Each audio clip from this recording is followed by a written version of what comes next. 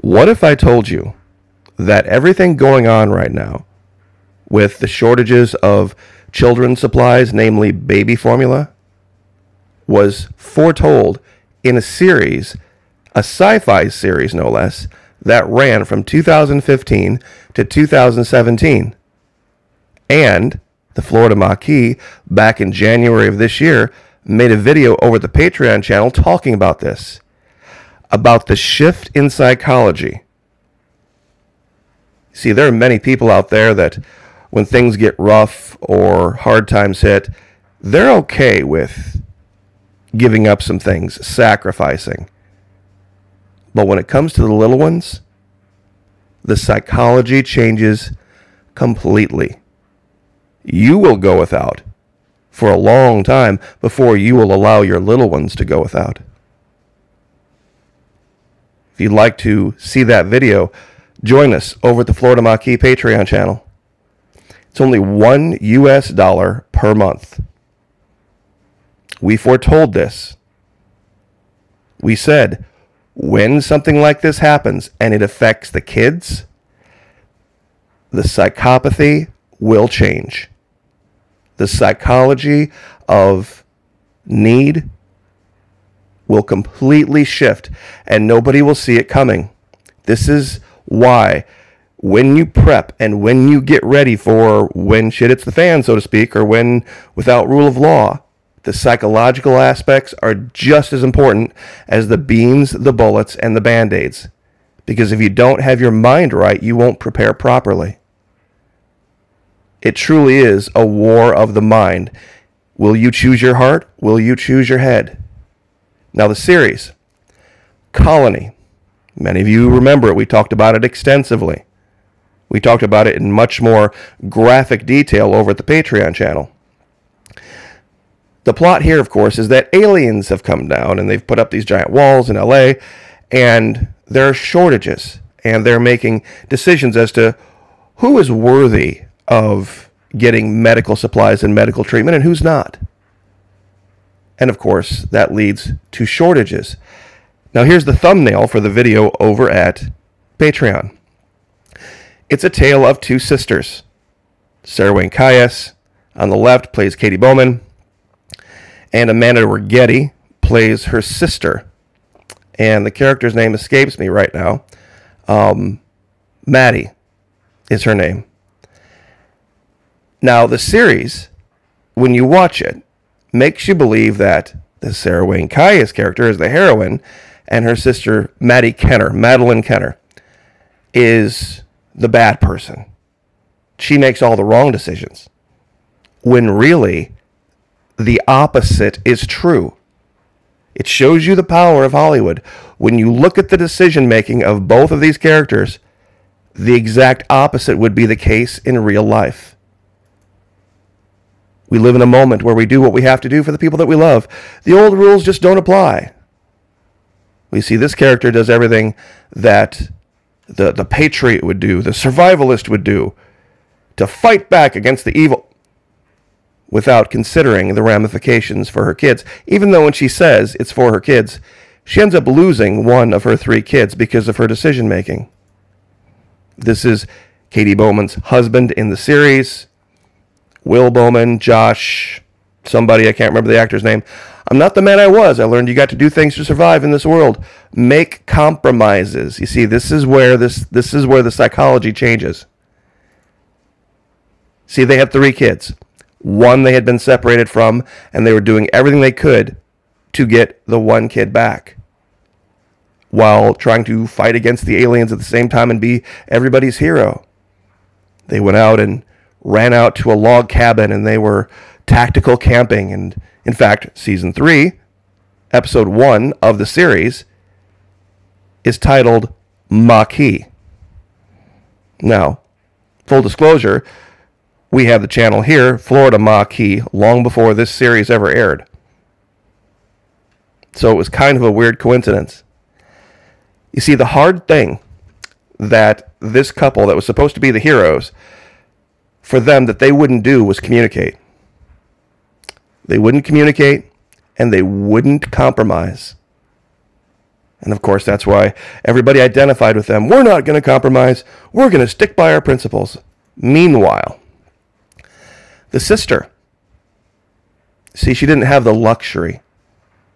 She had a little one that needed insulin. And insulin was almost nowhere to be found. But there was one way she could get insulin. And that was by cozying up to somebody who was deemed worthy of having access to it.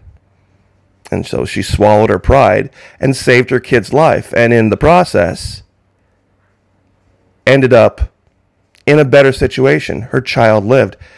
Now, put that in the perspective of this. How does the psychology change?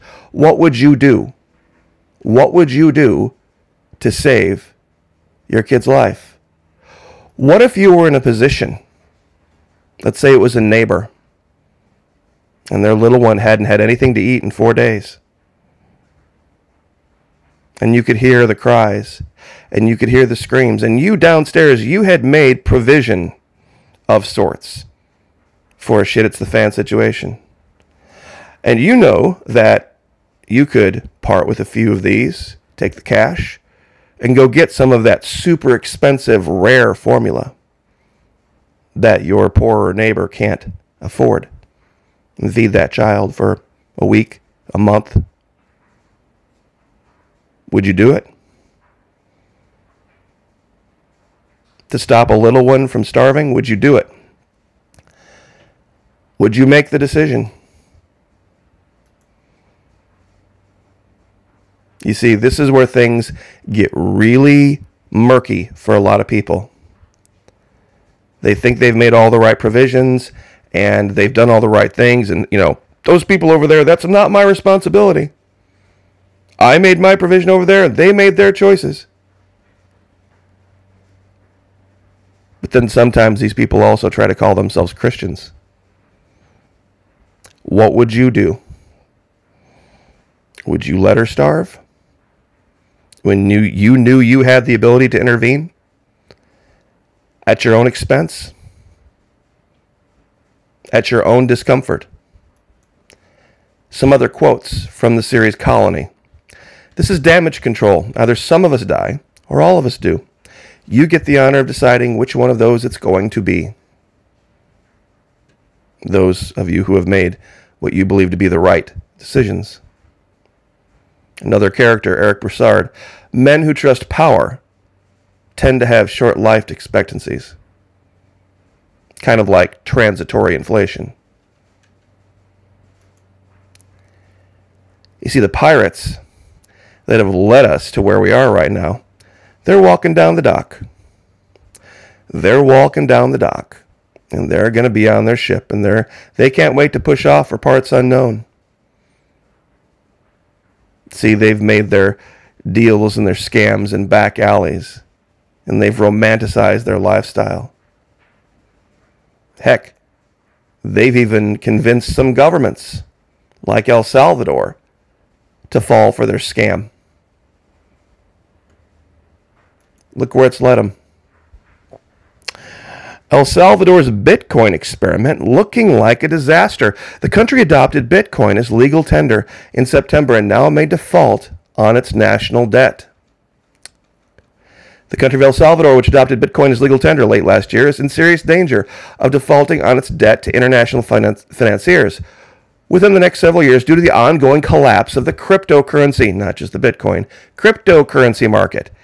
As reported by El País and Bloomberg, El Salvador's president, Nayib Bukele, is a noted enthusiast of cryptocurrencies, having been scheduled to appear at the Miami Bitcoin conference last month before he abruptly canceled. The country entered a state of emergency at the end of March over gang violence, and Bukele's presidency has been accused of authoritarian overreach, with the man himself even threatening to withhold meals from inmates in the country's prison in retaliation for the violence. While Bukele has a strong personal stake in cryptocurrency and the crypto scene, El Salvador has genuinely struggled with what currency it should use over the past 20 years. The country abandoned its own currency and thus control over monetary policy in 2001 in favor of the U.S. dollar, seeking financial stability that Colón failed to provide. That's, of course, the capital of El Salvador. Many Salvadorans rely on remittances in dollars from relatives abroad to make ends meet, and those payments have to pass through notoriously predatory services to make it home. Unfortunately, adopting Bitcoin did not have a liberatory effect on the country's economy. The virtual wallet app rolled out by the government has proven unreliable, and the volatility that makes crypto such an attractive, unregulated security left it a poor day-to-day currency. Now that the crypto market is crashing, it's looking less and less like that El Salvador will be able to make its next bond payment, defaulting on its national debt. This would prove disastrous for the country's economy and the government's ability to fulfill basic functions. But of course, the leader, Bukele, he doubles down on crypto, having bought 500 Bitcoin. See, he's worth 15.5 million at the time, now 14.1 million, while his country starves. On May 9, tweeting about plans for a Bitcoin city to be built in the shadow of a volcano with pictures of him admiring its gold-painted scale model. As with other areas of the crypto crash, it's going to be regular people who got suckered in or were brought along against their will who will be left holding the bag. What would you do? What would you do? See, these are the preps that people don't think about. They stockpile and they stockpile and they stockpile. I'm hard-pressed to find any video where they talk about prepping, where anyone says, you know, it'd be a good idea if you're prepping, stockpile some baby formula for the neighbor down the street. You never know when there would be a need arise in your neighborhood. See, I heard a lot of narcissistic stuff, a lot of, oh, get as much ammunition as you can. Many stacks of beans as you can. Never heard anyone say prepare to help others. The most vulnerable. Those who maybe are too young to have made great decisions yet in their life. To protect the innocent. Join us at Patreon. This is why psychological operations is critical and understanding it. It's only $1 US. I'm in a personal situation right now where I'm going to have to make a major sacrifice to help somebody not lose everything. And that's all I can say right now. And it's a bit of a gut punch. But I really don't, as a Christian right now, have another choice. It's just what Christians have to do. Step up and live your values. Thank you to everyone who has supported me, stepped up, and put their money where their mouth is. I very much appreciate it. God bless. Like, share, subscribe, and we'll see you guys next time.